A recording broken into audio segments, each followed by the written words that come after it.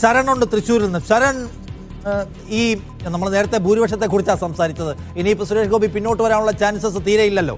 എത്ര റൗണ്ട് പൂർത്തിയായി? ആകെ എത്ര റൗണ്ട് ഉണ്ട് അവിടെ? അഞ്ചാമത്തെ റൗണ്ടിലെ എണ്ണലാണ് ഇപ്പോൾ പുരോഗമിച്ചുകൊണ്ടിരിക്കുന്നത്. എന്തായാലും അല്പസമയത്തിനകം തന്നെ അഞ്ചാമത്തെ റൗണ്ട് കൂടി പൂർത്തിയാകും. ഈ ഘട്ടത്തിൽ നമുക്ക് ഒരു കാര്യം ഉറപ്പിച്ചു പറയാൻ കഴിയും. അത് ലോക്സഭാ തെരഞ്ഞെടുപ്പിൽ BJP അക്കൗണ്ട് തുറക്കുന്നു എന്നുള്ളതാണ് ഏറ്റവും പ്രധാനപ്പെട്ട കാര്യം. നേരത്തെ പുറത്തു വന്ന എക്സിറ്റ് സർവേ ഫലങ്ങളെ ശരിവെക്കുന്ന വിധത്തിലുള്ള മുന്നേറ്റമാണ് സുരേഷ് ഗോപി നടത്തിയിരിക്കുന്നത്. തുടക്കം മുതൽ തന്നെ അദ്ദേഹം വലിയ നിലയിലുള്ള മുന്നേറ്റം നമ്മൾ കണ്ടിരുന്നതാണ്. ആ ട്രെൻഡ് ഇപ്പോഴും തുടരുകയാണ്. ഇനി ഒരു തിരിച്ചുവരവ് സുനിൽകുമാറിനെ സംബന്ധിച്ച് ഇനി ഒരു തിരിച്ചുവരവ് ഉണ്ടാകുമെന്ന് നമുക്ക് പറയാൻ കഴിയില്ല. കാരണം ആ വിധത്തിൽ തന്നെ അദ്ദേഹം ലീഡ് ഉയർത്തിയിട്ടുണ്ട്. ഇപ്പോൾ 32,212 നിലവിൽ അദ്ദേഹത്തിന്റെ ലീഡ്. 5 റൗണ്ടുകൾ അത് അല്പസമയത്തിനകം തന്നെ പൂർത്തിയാകും.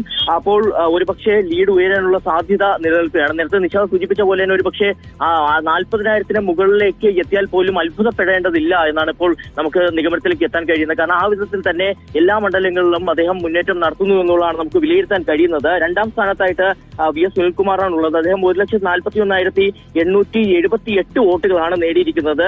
അദ്ദേഹവും സുരേഷ് ഗോപി തമ്മിൽ 32,212 വോട്ടുകളുടെ വ്യത്യാസമാണുള്ളത്. കെ മുരളീധരന്റെ പ്രവർത്തനം അല്ലെങ്കിൽ കെ മുരളീധരനെ സംബന്ധിച്ച് ഇപ്പോൾ വലിയ നിരാശയുണ്ടാക്കുന്ന ഫലം കൂടിയാണ് ഇപ്പോൾ വന്നിരിക്കുന്നത്. നേരത്തെ പലപ്പോഴും സൂചിപ്പിച്ച പോലെ തന്നെ വടകരയിൽ നിന്നും അപ്രതീക്ഷിതമായിട്ട് ഇവിടേക്ക് എത്തുന്നു. വലിയ ലെഗസിയുള്ള ഏറ്റവും തലയെടുപ്പുള്ള നേതാവായി ഉയർത്തിക്കാട്ടിയുള്ള പ്രചാരണം നടക്കുന്നു. പക്ഷേ അതൊന്നും തന്നെ ഫലം കണ്ടില്ല. കെ മുരളീധരൻ തുടക്കം മുതൽ തന്നെ 3-ാം സ്ഥാനത്ത് തുടരുന്ന ഒരു കാഴ്ചയാണ് നമുക്ക് കാണാൻ കഴിയുന്നത്. അദ്ദേഹത്തിന് അനങ്ങാൻ കഴിയാത്ത വിധത്തിൽ തന്നെ ഒരു വശത്ത് സുരേഷ് ഗോപിയുടെ ട്രെൻഡ് അത് ഇങ്ങനെ പുരോഗമിച്ചുകൊണ്ടിരിക്കുകയാണ്. എന്തായാലും കഴിഞ്ഞ തവണ TN പ്രതാപൻ നടത്തിയ മുന്നേറ്റം നമുക്കറിയാം. പല ഫാക്ടേഴ്സ് ഉണ്ടായിരുന്നതാണ്. ശബരിമല, രാഹുൽ ഗാന്ധി അടക്കമുള്ള പല ഫാക്ടേഴ്സ് ഉണ്ടായിരുന്നു. അപ്പോൾ അദ്ദേഹം നടത്തിയ ഒരു മുന്നേറ്റത്തിൽ സമാനമായ ഒരു മുന്നേറ്റം സുരേഷ് ഗോപിയുടെ ഭാഗത്തു നിന്ന് ഇപ്പോൾ നടന്നുകൊണ്ടിരിക്കുകയാണ്. എന്തായാലും എവിടെയാണ് വോട്ട് ചോർച്ച എന്നുള്ള കാര്യത്തിലായിരിക്കും ഇനി വരും മണിക്കൂറുകളിൽ ചർച്ചകൾ നടക്കുക എന്നുള്ള കാര്യത്തിൽ യാതൊരു സംശയവുമില്ല. നേരത്തെ BJP തന്നെ പറഞ്ഞിരുന്നത് 4 മണ്ഡലങ്ങളിൽ ഞങ്ങൾ ലീഡ് ചെയ്യുമെന്നുള്ളതാണ്. ആ ഒരു ആത്മവിശ്വാസമാണ് അവർ പ്രകടിപ്പിച്ചിരുന്നത്. ഒന്ന് തൃശൂർ മണ്ഡലമാണ്. ഇതിന് പുറമെ പുതുക്കാട് അടക്കമുള്ള മണ്ഡലങ്ങളിലും ലീഡ് ചെയ്യുമെന്ന് പറയുകയും ചെയ്തിരുന്നതാണ്. എന്തായാലും ഈ 4 മണ്ഡലങ്ങൾക്ക് പുറമെ മറ്റ് മണ്ഡലങ്ങൾ കൂടി സുരേഷ് ഗോപിക്ക് അനുകൂലമായിട്ടുള്ള ട്രെൻഡ് ഉണ്ടെന്നുള്ളതാണ് ഇപ്പോൾ നമുക്ക് കാണാൻ കഴിയുന്നത്. എന്തായാലും സ്ത്രീ വോട്ടർമാരുടെ നേരത്തെ തന്നെ BJP വിലയിരുത്തിയിരുന്നത് ഇത്തവണ സുരേഷ് ഗോപി എന്നുള്ള പേര് മുൻനിർത്തിയുള്ള പ്രചാരണം നടത്തുമ്പോൾ അത് സ്ത്രീ വോട്ടർമാർ തുണയ്ക്കുമെന്നുള്ളതാണ്. അങ്ങനെ സ്ത്രീ വോട്ടർമാരുടെ അടക്കം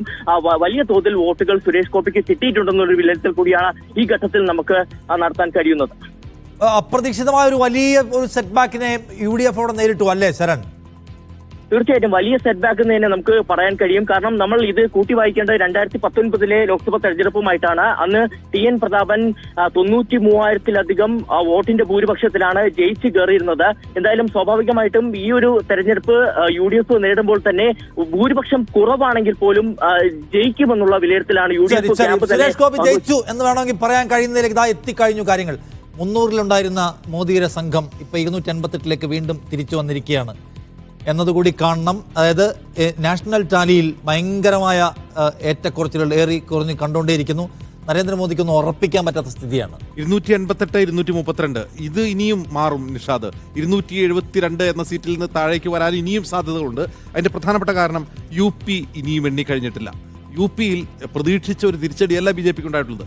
ഒരു 30 സീറ്റാണ് കോൺഗ്രസ് ഇന്നർ സർക്കിളിൽ പ്രതീക്ഷിച്ചത് ഇന്ത്യ സഖ്യത്തിന്. അവിടെ അവർ 42 സീറ്റിൽ ഇപ്പോൾ മുന്നിലാണ്. 42 സീറ്റ്, അതായത് ഏതാണ്ട് പകുതിയോളം സീറ്റുകൾ ഇന്ത്യ സഖ്യത്തിന് കീഴിലാണ്, പകുതിയോളം. ഇനിയും അവിടെ വോട്ടെണ്ണാനുണ്ട്. UP എണ്ണി തീർന്നിട്ടില്ല, മഹാരാഷ്ട്രയും എണ്ണി തീർന്നിട്ടില്ല. ഇനിയിപ്പോൾ ഉണ്ടാക്കുന്ന നേട്ടം ഞാൻ പറയുന്നത് ആന്ധ്രയിലും ഒഡീഷയിലും ഉണ്ടാക്കുന്ന നേട്ടമാണ് BJP 290-ൽ നിലനിർത്തുന്നത്. അത് UPയിൽ കൂടുതൽ തിരിച്ചടി ഉണ്ടാവുകയാണെങ്കിൽ, UPയിലും മഹാരാഷ്ട്രയിലും ഇനി കൂടുതൽ തിരിച്ചടി ഉണ്ടാവുകയാണെങ്കിൽ അതെവിടെ എത്തുമെന്നറിയില്ല. പക്ഷെ ബീഹാറാണ് ഞെട്ടിച്ചു കളയുന്നത്. ബീഹാറിൽ നോക്കൂ, കോൺഗ്രസിന് കാര്യമായ നേട്ടമുണ്ടാകാൻ ബീഹാറിൽ കഴിയുന്നില്ല. അവിടെ JDUവിന്റെ ബലത്തിലാണ്. JDU ആണ് ഏറ്റവും വലിയ ഒറ്റകക്ഷിയായി ബീഹാറിൽ മാറുന്നത്. 15 സീറ്റിൽ അവർ ലീഡ് ചെയ്യുകയാണ്. 15 സീറ്റ് ചെറിയ സീറ്റല്ല ബീഹാറിനെ സംബന്ധിച്ച്. പക്ഷെ മഹാരാഷ്ട്രയിലേക്ക് നോക്കും, മഹാരാഷ്ട്രയിലും UPയിലും BJPയെ തിരസ്കരിക്കുകയാണ്.